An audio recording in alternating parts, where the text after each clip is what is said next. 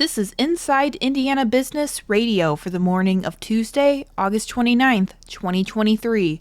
I'm Kate Sharon. U.S. News & World Report has issued its annual list of best U.S. high schools, and one Hoosier school is moving ever so closer to the top spot. The publication says this year's ranking showcases, quote, schools whose students demonstrate outstanding outcomes, surpassing the anticipated benchmarks, including achieving high graduation rates. Nearly 18,000 schools were evaluated at the national, state, and local levels. The schools included had students who achieved exceptional scores on state assessments for math, reading, and science. Signature School in Evansville is the only Indiana high school included in the top 100 on the national ranking at number 2, up one spot from last year's list. The schools were also ranked within their own states. Over 300 Indiana schools made the statewide list in 2023. Check out who made it at InsideIndianaBusiness.com.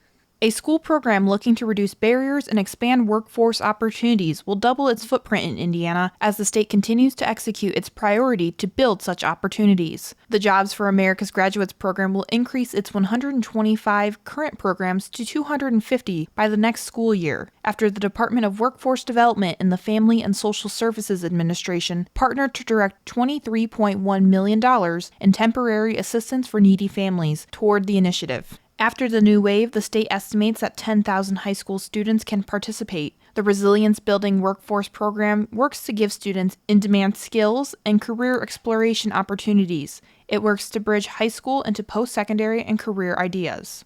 An IU psychiatrist has proven what has long been medical folklore, that more people commit suicide during the full moon. Confirmation of this long-suspected phenomenon is also opening the door to the next innovation for MindX, an Indianapolis-based startup. Inside Indiana Business reporter Kylie Valletta has more. The team, led by IU School of Medicine psychiatrist Dr. Alexander Niculescu, studied blood samples from suicide deaths collected at the Marion County Coroner's Office to uncover the significant increase during the full moon. The published study also revealed that September is the peak month for suicides. Niculescu had already discovered years ago that certain blood biomarkers indicate suicide risk. The blood test is one of a handful that MindX, which he co-founded, has commercialized. The blood panel for suicide risk includes genes that regulate the body's circadian clock. Niculescu says the study found these circadian clock genes increased during the full moon, as well as the month of September. With the full moon, at least, it's that light striking at night when things should be dark that activates vulnerable people and may lead to suicide. Activates their biology and makes them active when they shouldn't be. Niculescu says the study should encourage doctors to pay even more attention to patients when they have thoughts of suicide during the full moon and even the month of September.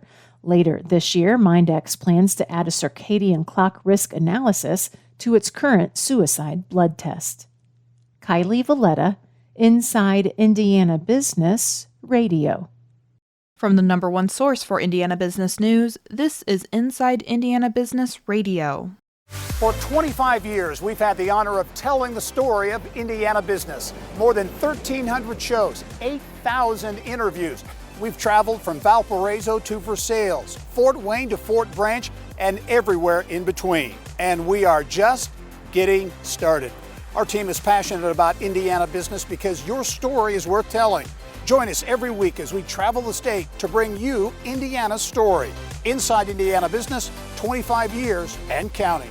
Indianapolis-based software firm Conversight AI, which uses artificial intelligence and data analytics to help clients make business decisions, has raised $9 million in new venture funding. The co-founder and CEO described its software platform, called Athena, as a virtual assistant similar to Siri and Alexa. Users can verbally ask Athena questions, and the platform can analyze the company's data and deliver answers in seconds.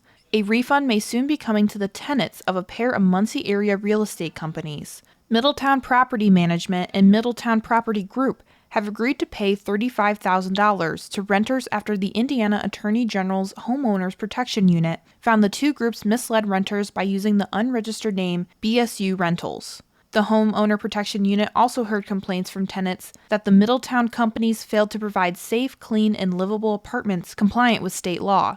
They also reported that the companies invaded renters' privacy without providing proper notice and charged a deceptive redecoration fee in the place of a security deposit.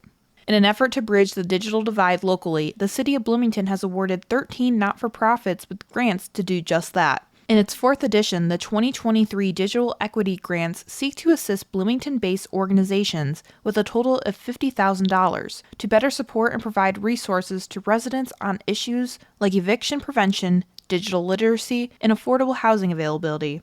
The Anderson-based Indiana Foodways Alliance has selected a new leader. The Indiana not-for-profit dedicated to preservation of Indiana food culture has named Tina Kieferber of Warsaw as its executive director. Former MLB pitcher Drew Storen is this week's guest on the Business and Beyond podcast with Gary Dick, presented by PNC, a weekly conversation with high-profile Hoosiers in business, sports, and entertainment, and beyond. Available now from your favorite podcast provider. I'm Kate Sharon for Inside Indiana Business, Radio on Demand.